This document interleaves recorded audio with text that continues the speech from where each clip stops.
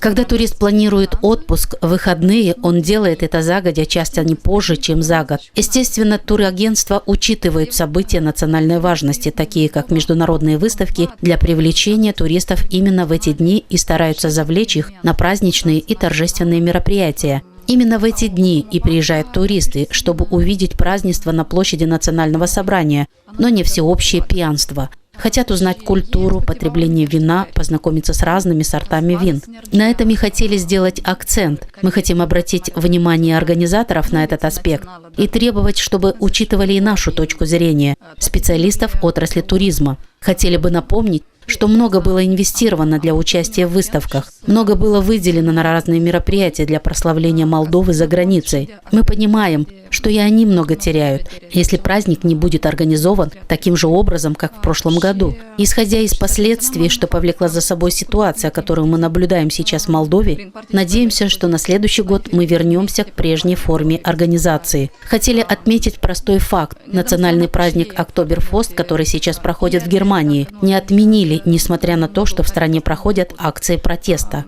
Если мы хотим организовать грандиозный праздник, то должны обеспечить ему долгую жизнь, не вносить серьезные изменения. Было проведено аналитическое статистическое исследование и подсчитано количество туристов, приехавшие в прошлом году в Молдову именно на празднование Дня вина. В этом году результатом изменения формата торжества стали убытки от 8 до 10 миллионов. В следующем году эта сумма может удвоиться. Сюда не были включены доля риска и возможной потери винодела. Мы отметили потери только сферы туризма.